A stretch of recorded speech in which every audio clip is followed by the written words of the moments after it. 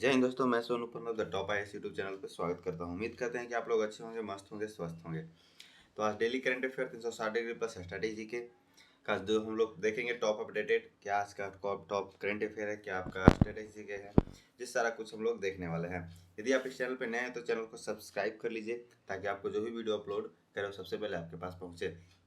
यदि आपको किसी बात की डर है कि करंट अफेयर कहाँ से तैयारी करें, स्टैटिक जीके कहाँ से तैयारी करें, तो कुछ नहीं करना है। बस आप लोग रोज 10 से 15 मिनट का वीडियो रहता है, 15 मिनट का वीडियो आप लोग देख लीजिएगा सुबह सुबह। आपका निश्चित रूप से गारंटी के साथ बोल रहे हैं कि आपका करंट और स्टैटिक्स बेहतरीन ढंग से बेहतरीन हो जाएगा। जो कि आपके एग्जाम में पूछे जाते हैं वैसे ही स्टैटिक जीके और करंट को हम लोग शामिल करते हैं। ज़्यादा बहुत सा करंट को कवर करने लगेंगे तो बहुत सारे लंबे वीडियो बन जाएंगे, लेकिन हम लोग इंपॉर्टेंट करंट जो आपके एग्जाम में पूछे जाते हैं वही करंट अफेयर को हम लिस्ट में डालते हैं। और स्टैटिक जीके आप जाकर देख लीजिएगा, जो पूछे गए हैं एग्जाम में वही स्टैटिक जीके इसमें भी आपको मिलेगा और आगे भी पूछे जाएंगे।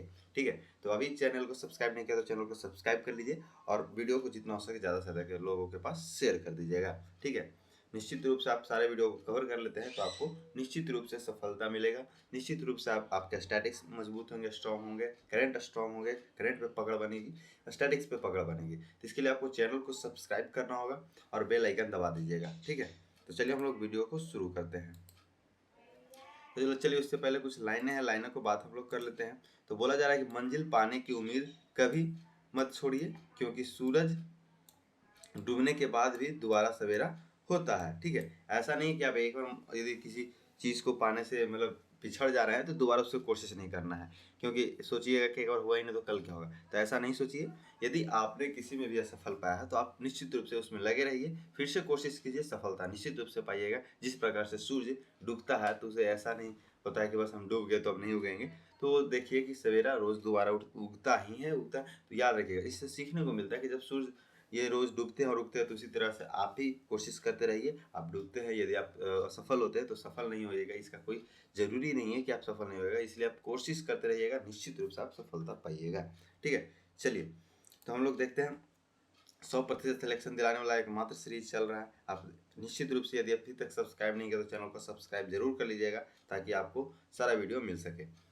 चलिए आज का क्वेश्चन की बात किया जाए तो आज का क्वेश्चन को हम लोग देखेंगे। ठीक है, तो बोला जा रहा है कि हाल ही में अफगानिस्तान की तालिबान सरकार को आधिकारिक रूप से मान्यता देने वाला पहला देश कौन बन गया। यानी कि जो अफगानिस्तान है उसकी तालिबान सरकार है को आधिकारिक रूप से, जो वहाँ के तालिबान लोग वहाँ पे जो कब्जा कर रहे हैं, पूरे तालिबानी लोग कंट्रोल करते हैं अफगानिस्तान में।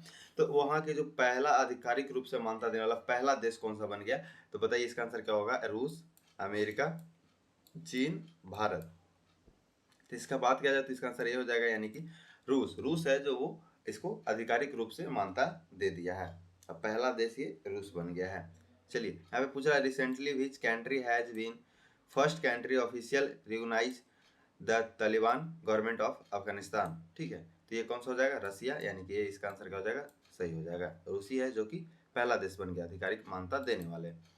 चलिए दूसरा नंबर की बात किया जाए तो बोला जा रहा है कि निम्नलिखित में से कौन सी संस्थान की छात्रा सुकन्या सोनेवाला को राष्ट्रमंडल युवा शांति राजदूत के रूप में चुना गया है। ए भारतीय प्रौद्योगिकी संस्थान मुंबई, बी भारतीय प्रौद्योगिकी संस्थान गुवाहाटी, सी भारतीय प्रौद्योगिकी संस्थान कानपुर और डी भारतीय प्रौद्योगिकी संस्थान दिल्ली। चलिए बताइए इसका आंसर क्या होगा। चलिए तो इसका आंसर की बात किया जाए तो इसका आंसर क्या हो जाएगा, तो इसका आंसर बी हो जाएगा आपका, यानी कि भारतीय प्रौद्योगिकी संस्थान गुवाहाटी को चुना गया है। चलिए नेक्स्ट क्वेश्चन 4 में पूछा है जुलाई 2025 को अमेरिका स्वतंत्रता दिवस कौन सी वर्षगांठ मनाई गई। यानी कि ये पूछा जा रहा है कि, ये तो पूछा जा रहा था कि नेक्स्ट पहले का जो वीडियो हम लोग इसमें डाले थे, इसके कल वाले वीडियो, तो उसमें आपको पूछा गया था अमेरिका स्वतंत्रता दिवस किस तिथि को मनाता है, किस दिन मनाता है। आज की क्वेश्चन जो है वो पूछा जा रहा है कि जुलाई 2025 में जो अमेरिका है स्वतंत्रता दिवस कौन सी वर्षगांठ मनाएगी। 247वां, 249वां, 248वां, 250वां। इसका बताइए आंसर कि क्या उसका सेरेमनी है। ठीक है, चलिए एनिवर्सरी इसका बात किया जाए तो एनिवर्सरी इसका क्या है, तो ये आप बात कीजिए तो ये इसका आंसर बी हो जाएगा, यानी कि 249 249वां आपका इसका एनिवर्सरी है, वर्षगांठ है। चलिए नेक्स्ट क्वेश्चन 4 में पूछा जा रहा है कि हाल ही में परिवार दत्तक ग्रहण कर कार्यक्रम की पहल के तहत टीबी रोगियों की जांच को शामिल करने वाला पहला राज्य केंद्र शासित प्रदेश राज्य यानी केंद्र शासित और या राज्य दोनों में से कौन सा है जो बन गया है? ए दिल्ली, बी पुडुचेरी, सी गोवा और डी राजस्थान। तो बताइए इसका आंसर की बात किया जाए तो इसका आंसर क्या हो जाएगा, यानी कि बी हो जाएगा पुडुचेरी। ठीक है, पुडुचेरी है जो कि क्या बन गया है, तो परिवार दत्तक ग्रहण कार्यक्रम पहल के तहत टीबी रोगियों की जांच को शामिल करने वाला पहला केंद्र शासित प्रदेश बन गया है, क्योंकि पुडुचेरी क्या है, केंद्र शासित प्रदेश है, यूनियन टेरिटरी है। ठीक है, तो चलिए नेक्स्ट में हम लोग देखते हैं। पूछा जा रहा है कि हाल ही में प्रधानमंत्री नरेंद्र मोदी ने किस देश के संसद की संयुक्त सभा को संबोधित किया है? मालावी, दक्षिणी सूडान, बुरुंडी, त्रिनिदाद और टोबैगो। चलिए तो इसका आंसर की बात किया जाए तो इसका आंसर डी हो जाएगा, त्रिनाद और टोबैगो को इन्होंने संबोधित किया है। चलिए नेक्स्ट क्वेश्चन 6 नंबर पूछा जा रहा है कि उपभोक्ता मामले खाद्य और सार्वजनिक वितरण मंत्रालय के आंकड़ों के अनुसार भारत में सड़कों पर कितने करोड़ से अधिक दोपहिया वाहन, मतलब कि दोपहिया वाहन। चलिए इसका बताइए इसका आंसर क्या होगा।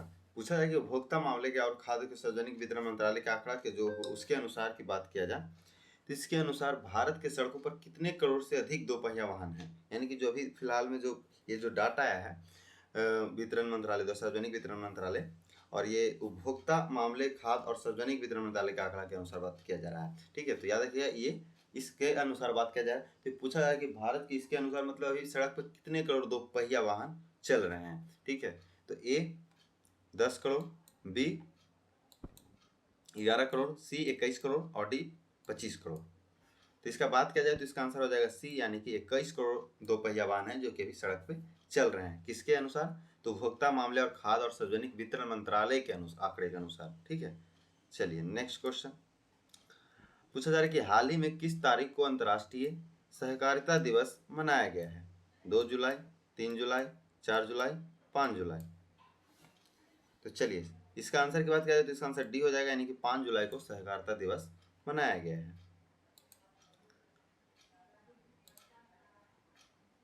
चलिए इसमें पूछा जाए कि वाणिज्य एवं उद्योग मंत्रालय के अनुसार वर्तमान में कितने देश भारत से खिलौने आयात कर रहे हैं? ठीक है, यानी पूछा रहा है वाणिज्य एवं उद्योग मंत्रालय के अनुसार वर्तमान में कितने देश हैं जो भारत से खिलौनों का आयात कर रहे हैं? ए 53 देश, बी 100 देश, सी 123 देश और डी 153 देश।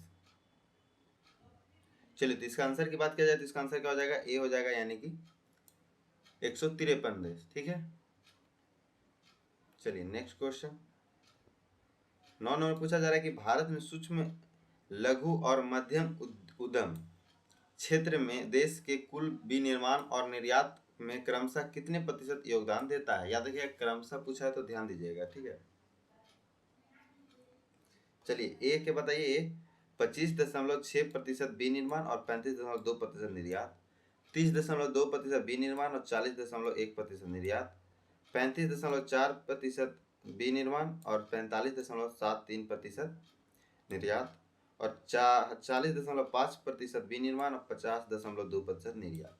बताइएगा पूछा भारत में सूक्ष्म लघु और मध्यम उद्योग यानी कि उसमें कितने इसका विनिर्माण और निर्यात क्रमशः पूछा, पहले विनिर्माण पूछा होगा उसके बाद निर्यात में कितने प्रतिशत का योगदान देता है। ठीक है, तो बात किया जाए विनिर्माण की तो विनिर्माण में आपका 35.4% होता है और निर्यात में 45.73%। अब देखिए ऑप्शन में कौन में है, तो सी में है, यानी कि सी इसका आंसर हो जाएगा। ठीक है, क्या हो जाएगा, सी इसका आंसर हो जाएगा, यानी कि 35.4% विनिर्माण और 45.73% निर्यात। चलिए नेक्स्ट क्वेश्चन 10 में पूछा जा रहा है कि भारत मोबिलिटी ग्लोबल एक्सपो, ठीक है, BMGE का तीसरा संस्करण 4 से 9 फरवरी 2027 तक कहाँ आयोजित किया जाएगा? ए बेंगलुरु, बी गुवाहाटी, सी मुंबई और डी दिल्ली NCR। चलिए तो 10 नंबर की बात किया जाए तो 10 नंबर का आंसर क्या हो जाएगा, डी, यानी कि दिल्ली NCR में आपका इसका आयोजित किया जाएगा। ठीक है, कब से, तो 9 से 4 से 9 फरवरी 2027 तक, ठीक है, तीसरा संस्करण। नेक्स्ट क्वेश्चन पूछा जाए, भारत ने एक दशक में गुणवत्ता नियंत्रण आदेशों की संख्या 14 से बढ़ाकर कितना कर दी गई है, ठीक है, कितना कर दी गई है, बताइए। 150, 150, 152, 156, 256, बताइए इसका आंसर क्या होगा। चलिए, तो इसका 11 नंबर की बात करें तो 11 नंबर का आंसर आपका क्या हो जाएगा, 156, यानी कि सी इसका आंसर हो जाएगा। आपका इंग्लिश भी साइड में दिया हुआ है, आप लोग देखते चलिएगा, ठीक है। यदि दोनों पढ़ेंगे तो वीडियो ज़्यादा लंबा हो जाएगा, तो इसलिए बोल रहे हैं कम समय आपको, मेरा उद्देश्य है कम समय में ज़्यादा आपको कंटेंट उपलब्ध करवाना, ठीक है। तो इसलिए हम लोग एक ही लैंग्वेज को यूज़ करते हैं, बाकी कभी कभी हम इंग्लिश भी यूज़ कर लेंगे, ठीक है। तो ध्यान रखिएगा, इंग्लिश मीडियम वाला आप इंग्लिश भी देख सकते हैं, ठीक है। चलिए नेक्स्ट क्वेश्चन पूछा जाए, प्रति वर्ष किस तारीख को विश्व जोनेसिस दिवस मनाया जाता है, ठीक है। 4 जुलाई को, 6 जुलाई को, 7 जुलाई को, 8 जुलाई को। चलिए, तो 12 नंबर की बात किया जाए तो ये हो जाएगा आपका आंसर बी हो जाएगा, यानी कि 6 जुलाई को क्या होता है, विश्व जोनेसिस दिवस मनाया जाता है। चलिए नेक्स्ट क्वेश्चन पूछा, निम्नलिखित में से किस शहर में पहली बार खेलो इंडिया जल खेल महोत्सव आयोजित किया जाएगा, पटना, श्रीनगर, पुणे, नागपुर। बोला जा रहा है कि in which of the following cities will Khelo India water sports festival be organise for the first time, बताइए। पटना, श्रीनगर, पुणे, नागपुर। तो इसका आंसर की बात किया जाए तो इसका आंसर सी हो जाएगा, यानी कि श्रीनगर में यह आयोजित किया जाएगा। चलिए नेक्स्ट क्वेश्चन पूछा है, वित्त वर्ष 2025 में वैश्विक अर्थव्यवस्था की वृद्धिशील वृद्धि में भारत की कितना प्रतिशत योगदान है, ए 2.5%, बी 4.3%, सी 5.6% और डी 4.6%। तो चलिए इसका आंसर की बात किया जाए तो इसका आंसर आपका हो जाएगा डी, यानी कि 6.4%। ये डाटा है तो कहीं कहीं आपको 6.3% दिख जाएगा, कहीं कहीं आपको 6.5% दिख जाएगा, कहीं कहीं आपको 6.7% दिख जाएगा, ठीक है। लेकिन एक्चुअली यदि एवरेज देखा जाए तो 6.4% ही इसका आंसर हो जाएगा, ठीक है।